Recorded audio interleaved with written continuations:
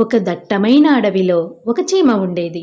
అది దాని కుటుంబంతో కలిసి నివసిస్తూ ఉండేది.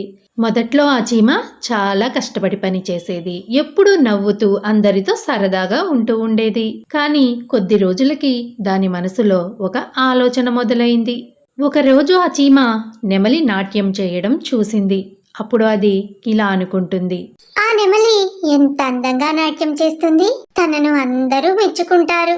కానీ నన్ను ఎవరు చూడను కూడా చూడరు. ఎందుకు? అంటూ దిగులుగా ఆలోచిస్తూ కూర్చుంది. కొద్దిసేపటికి ఒక సీతాకోకచిలుక స్వేచ్ఛగా ఎగురుతూ కనిపించింది. దాన్ని చూసిన ఆ చీమ ఇలా అనుకుంటుంది.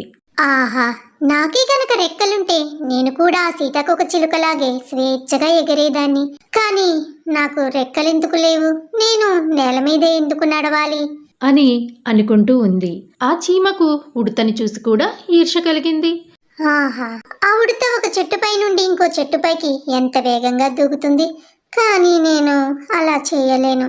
ఇవన్నీ చూసిన ఆ చీమ చాలా బాధపడింది. నేను ఇంకా దేనికి పనికిరాను, నాలో ఏ ప్రత్యేకత లేదు అంటూ బాధపడడం మొదలుపెట్టింది. కొద్ది రోజులకి అది తన పనిని శ్రద్ధగా చేయలేకపోతుంది. తన మిత్రులతో కలిసి ఆహార సేకరణకు కూడా వెళ్ళలేకపోతుంది. అంతేకాదు, అది ఆహారం తినడం కూడా మానేసింది. ఇదంతా గమనిస్తూ ఉన్న తన స్నేహితులు విషయం తెలుసుకోవడానికి తన దగ్గరికి వచ్చి ఇలా అన్నారు. మిత్రమా, ఈ మధ్య నువ్వు చాలా దిగులుగా కనిపిస్తున్నావు. ఆహారం తినడం లేదు, ఆహార సేకరణకు కూడా రావడం లేదు. ఏమైంది నీకు? అంటూ ప్రశ్నించాయి. దానికి ఆ చీమ చిన్నగా ఒక నవ్వు నవ్వి సైలెంట్గా ఉండిపోయింది. ఆ రోజు రాత్రి అడవిలో ఉరుములు మెరుపులతో పెద్ద గాలి వాన వచ్చింది. ఆ గాలికి అడవిలోని పెద్ద పెద్ద చెట్లన్నీ విరిగిపోయాయి. నదులన్నీ పొంగి ప్రవహిస్తూ ఉన్నాయి. పాపం ఎన్నో జంతువులు ఆశ్రయాన్ని కోల్పోయాయి. ఆ వర్షానికి పాపం సీతాకోకచిలుక రెక్కలు బాగా తడిచిపోయి బరువెక్కాయి. ఆ బరువైన రెక్కలతో అది ఎగరలేక మా వర్షంలో తడుస్తూ నేలపైన పడి ఉంది. తను ఉంటున్న చెట్టు ఇరిగిపోవడం వల్ల ఎటు వెళ్లాలో తెలియని ఆ ఉడత ఆ వర్షంలో తడుస్తూ చలికి వణుకుతూ కొద్దిసేపటికి అది కూడా స్పృహ తప్పి పడిపోయింది. నెమలి గొప్పగా భావించే ఆ ఈకలు వర్షానికి బరువెక్కి వాలిపోయాయి. ఇప్పుడు అది నాట్యం చేయలేదు. ఎటు వెళ్లాలో తెలియక పాపం ఆ నెమలి వర్షంలో అక్కడే కూర్చుండిపోయింది. అడివంతా తడిచి ముద్దవుతున్న చీమలి ఇల్లు మాత్రం ఏమీ కాలేదు. ఎందుకంటే అవి వాటి ఇంటిని భూమికి చాలా లోతున దృఢంగా వాటిని ఇంటిని నిర్మించుకున్నాయి. అందువల్ల ఆ చీమలన్నీ చాలా సేఫ్గా ఉన్నాయి. ఆ చిన్న చీమ బయటకు వచ్చింది. అడవిలో జరుగుతున్న విధ్వంసం, తన చుట్టూ ఉన్న వాళ్ళు పడుతున్న కష్టాలు చూసి ఆ చీమ హృదయం చలించిపోయింది. ఆ చీమ తన మనసులో ఇలా అనుకుంది. నేను ఇన్ని రోజులు వీళ్ళని చూస్తూ ఈర్ష్యతో నా సమయాన్ని వృధా చేసుకున్నాను. కానీ ఇప్పుడు వీళ్ళు కష్టాల్లో ఉంటే నేను చూడలేకపోతున్నాను. వీళ్ళకి ఏదో విధంగా సహాయం చేయాలి అంటూ ఆ చీమ ఒక ఉపాయం ఆలోచించింది. అది మిగిలిన చీమలందరినీ పిలిచి ఇలా అంది.